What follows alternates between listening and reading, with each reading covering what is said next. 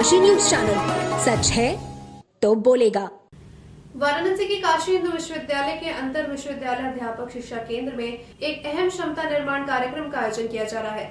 इस कार्यक्रम का शीर्षक ग्लोबल साउथ में शिक्षकों को सशक्त बनाना है, जो शिक्षकों को प्रारंभिक बाल्यकाल एवं देखभाल शिक्षा, सामाजिक भावनात्मक अधिगम और डिजिटल पेडागोजी के क्षेत्र में उन्नत प्रशिक्षण देने के उद्देश्य से आयोजित किया जा रहा है। ये कार्यक्रम यूनेस्को, MGIEP नई दिल्ली और भारत सरकार के विदेश मंत्रालय के भारतीय तकनीकी और आर्थिक सहयोग कार्यक्रम नई दिल्ली के सहयोग से किया जा रहा है। कार्यक्रम का प्रमुख उद्देश्य 3 से 8 वर्ष के बच्चों के लिए कार्य कर रहे शिक्षकों को सामाजिक भावनात्मक अधिगम और डिजिटल शिक्षा शास्त्र के नवनीतम विकास से परिचित कराना है। IUCTE BHU के निदेशक प्रोफेसर प्रेम नारायण सिंह ने इस कार्यक्रम को शिक्षा के वैश्विक स्तर पर IUCTE के योगदान को बढ़ाने की रणनीतिक पहल बताया। उन्होंने कहा, ये कार्यक्रम शिक्षकों को डिजिटल शिक्षा शास्त्र और सामाजिक भावनात्मक अधिगम के क्षेत्र में सशक्त बनाएगा, जो शिक्षा प्रणालियों के विकास के लिए आवश्यक है। यूनेस्को MGIEP नई दिल्ली के निदेशक डॉक्टर OBGO4 अगिनम ने इस कार्यक्रम के महत्व को रेखांकित करते हुए कहा, डिजिटल शिक्षा शास्त्र को सामाजिक भावनात्मक अधिगम के साथ जोड़कर हम शिक्षकों को अधिक समावेशी, लचीले और तकनीकी रूप से सक्षम शिक्षण वातावरण बनाने के लिए सशक्त बना रहे हैं। कार्यक्रम में Bangladesh, Bhutan, Nepal, Sri Lanka, Malaysia, Tanzania, Uzbekistan, Uganda और अन्य 19 देशों के 60 शिक्षक प्रतिभाग कर रहे हैं। यह कार्यक्रम 17 से 24 मार्च 2025 तक IUCTE BHU परिसर में आयोजित होगा। पहल के निदेशक प्रोफेसर आशीष श्रीवास्तव और अर्चना चौधरी हैं, जबकि पाठ्यक्रम का समन्वय डॉक्टर कुशाग्री सिंह और डॉक्टर राजा पाठक द्वारा किया जा रहा है।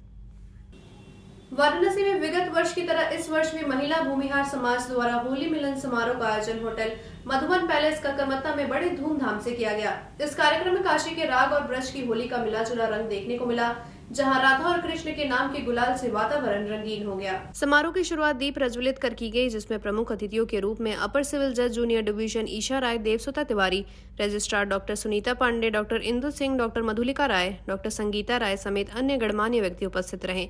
कार्यक्रम की शुरुआत विघ्नहर्ता श्री गणेश की वंदना से हुई, जिसे ईशा राय ने प्रस्तुत किया। महिला भूमिहार समाज की संस्थापिका डॉक्टर राजलक्ष्मी राय ने कहा, होली राग द्वेष को भुलाकर उमंग और उल्लास के साथ मनाने का पर्व है। ब्रज की होली और काशी की बोली जब एक रंग में रंग जाते हैं तो होली का रंग सिर्फ खुशियों को ही फैलाता है। इस अवसर पर महिलाओं ने राधा और कृष्ण के परिधान में सजकर ब्रज की होली की जीवंतता को मंच पर प्रस्तुत किया। कार्यक्रम में फूल और गुलाल की बौछारों के साथ सभी महिलाओं ने एक दूसरे को होली की शुभकामनाएं दी और जमकर नृत्य किया। अतिथियों का स्वागत छाया, खुशबू, सविता, माया, सोनी और अनीता द्वारा अंग वस्त्र और माल्यार्पण से किया गया। कार्यक्रम का सफल संचालन सविता सिंह और खुशबू ने किया। कार्यक्रम के समापन पर महिला भूमिहार समाज की संस्थापिका डॉक्टर राजलक्ष्मी राय और पूनम सिंह ने आगंतुकों का आभार व्यक्त किया। हमारे संगठन का होली मिलन समारोह है। हम लोग अपनी संस्कृति और सभ्यता के अकॉर्डिंग सारा अपना त्यौहार एंजॉय करते हैं, मस्ती करते हैं। और हमारे संगठन की महिलाओं में जो जोश अपने त्यौहार में नहीं था, वो आज त्यौहार मनाने में है। और हमारा संगठन अपने त्योहारों के साथ साथ समाज के कई निम्न वर्गों पे भी काम करता है। अपने समाज के साथ साथ अन्य समाज पे भी समाज सेवा का भी काम करता है। जैसे हम लोग शिक्षा, चिकित्सा और रोजगार, तीनों तरफ हम लोगों के संगठन का ध्यान बहुत ज़्यादा है। तो हमारा संगठन आज बहुत अच्छे से उत्साहपूर्वक अपने होली मिलन समारोह को एंजॉय जी 2015 से चला रहा है। MBS का गठन किया और मैंने अपने पूरे राजनीतिक जीवन में देखा है कि हर समाज से महिलाएं निकलती थी, लेकिन हमारे समाज की महिलाएं थोड़ा सा संकोच में या पारिवारिक बंधन में पीछे रह जाती थी।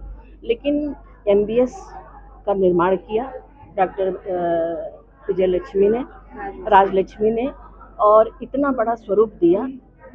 और ये MBS जो बना है, ये सिर्फ त्यौहार मनाने के लिए ही नहीं बना है। एक बहुत बड़ा इसका मकसद है कि हम गरीब बेटियों की शादी में सहयोग करेंगे, गरीब बच्चों को पढ़ाने में सहयोग करेंगे, और गरीब बच्चों की शादी में या किसी के इलाज की ज़रूरत होती है तो ये MBS में अगर सूचना पहुंच जाती है तो यहाँ की पदाधिकारी लोग सब खड़ी हो जाती है।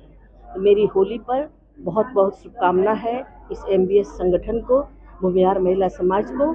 इस तरह से आगे बढ़ें और बढ़ करके समाज में अपनी भागीदारी को बढ़ाएं। उत्तर प्रदेश के बलिया जिले में भारतीय जनता पार्टी के नए जिलाध्यक्ष के रूप में संजय मिश्रा को नियुक्त किया गया है। इस ऐलान के बाद बीजेपी कार्यकर्ताओं में खुशी की लहर दौड़ गई है। नगर विकास और ऊर्जा मंत्री ए शर्मा ने पार्टी कार्यालय में आयोजित एक कार्यक्रम में संजय मिश्रा को बलिया बीजेपी जिलाध्यक्ष के तौर पर नियुक्ति की घोषणा की। इस अवसर पर बीजेपी कार्यकर्ताओं ने जोरदार स्वागत किया और फूल मालाओं से संजय मिश्रा का अभिवादन किया। कार्यक्रम में पार्टी कार्यकर्ताओं का उत्साह देखने लायक था, जहां बधाई देने वालों की होड़ मच गई। संजय मिश्रा को जिलाध्यक्ष बनाए जाने से कार्यकर्ताओं में खुशी का माहौल था और उन्होंने इस फैसले को पार्टी की मजबूती और विकास के नए रास्ते की ओर कदम बढ़ाने के रूप में देखा। संजय मिश्रा के जिलाध्यक्ष बनने से बलिया में बीजेपी के जनाधार को और भी मजबूती मिलने की उम्मीद जताई जा रही है। पार्टी के इस फैसले ने कार्यकर्ताओं में नई ऊर्जा और जोश भर दी है। चैलेंजिंग रहेगा इस दौर में।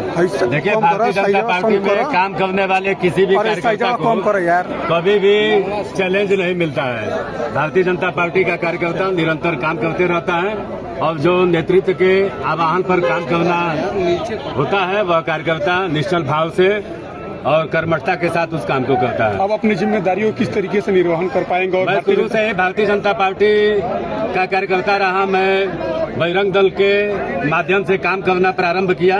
राष्ट्रीय स्वयंसेवक संघ का मैं द्वितीय वर्ष का प्रशिक्षित कार्यकर्ता हूं। उसके बाद विभिन्न दायित्वों का हमने भारतीय जनता पार्टी में निर्वहन किया है और अभी जो पार्टी नेतृत्व ने जिम्मेदारी दी है मैं उसका भी कार्यकर्ताओं के आशीर्वाद से निर्वहन। लंबे समय से आप जुड़े रहे कार्यकर्ता के तौर पे और लंबे समय से काम करते। भारतीय जनता पार्टी के चल रहे संगठन पर्व के तहत आज पूरे प्रदेश में जिला और महानगर अध्यक्षों की घोषणा की गई। इसी क्रम में वाराणसी महानगर में प्रदीप अग्रहरी को अध्यक्ष पद की कमान सौंपी गई। वाराणसी के सिगरा स्थित गुलाब बाग कार्यालय में आयोजित एक कार्यक्रम में चुनाव अधिकारी पुरुषोत्तम खंडेलवाल और पर्यवेक्षक सुब्रत पाठक ने जनप्रतिनिधियों और पार्टी कार्यकर्ताओं की उपस्थिति में प्रदीप अग्रहरी के नाम की घोषणा की। जैसे ही नाम की घोषणा हुई, कार्यकर्ताओं ने हर हर महादेव के उद्घोष के साथ अपने नए महानगर अध्यक्ष का स्वागत किया और खुशी का इजहार किया। नवनियुक्त अध्यक्ष प्रदीप अग्रहरी ने इस अवसर पर कहा, संगठन ने जो मुझे दायित्व सौंपा है उसे मैं पूरी निष्ठा और ईमानदारी से निभाऊंगा। मेरा प्रयास रहेगा कि सबको साथ लेकर चलूं और 2027 के विधानसभा चुनाव में पार्टी को ऐतिहासिक जीत दिलाने के लिए हर संभव प्रयास करूंगा। कार्यक्रम की अध्यक्षता विद्यासागर राय ने की। इस अवसर पर प्रदेश मंत्री रविंद्र जायसवाल, विधायक और पूर्व मंत्री डॉक्टर नीलकंठ तिवारी, विधायक सौरभ श्रीवास्तव, एमएलसी धर्मेंद्र राय, मीना चौबे, नवीन कपूर समेत बीजेपी के तमाम वरिष्ठ नेता और सैकड़ों कार्यकर्ता मौजूद रहे। का प्यार है, संगठन ने दायित्व दिया है हमारे को, उसको पूरा करने पूरी निष्ठा के साथ पूरा करेंगे। सभी जाति समीकरण को इस पर बहुत ध्यान दिया गया है संगठन में जब पूरे चुनाव में। मैं तो एक सीधा साधा कार्यकर्ता हूं और जो पार्टी ने संगठन ने दायित्व दिया है, जो जिम्मेदारी दी है, उसको पूरी निष्ठा के साथ पूरा करने का प्रयास करेंगे। महिलाओं को भी बड़ी जिम्मेदारी इस बार मिली है संगठन में। बिल्कुल मिली है साहब, और वो आधी आबादी है, सभी को साथ में लेके चलना है। अंतिम सवाल, प्रधानमंत्री के संसदीय क्षेत्र है, वहाँ से आप महानगर अध्यक्ष बने, कितना दबाव बन जाता है? 8 सीटें हैं वाराणसी में। कहीं कोई दबाव नहीं है, सभी कार्यकर्ताओं का प्यार है, हमारे सभी सम्मानित विधायक मंत्री जी लोगों। नतीजों का दबाव मैं पूछा हूँ, तो क्या रहेगा 2027 का? बिल्कुल ऐतिहासिक जीत दर्ज करेंगे पूरे उत्तर प्रदेश में। तो आपने सुना हमारे साथ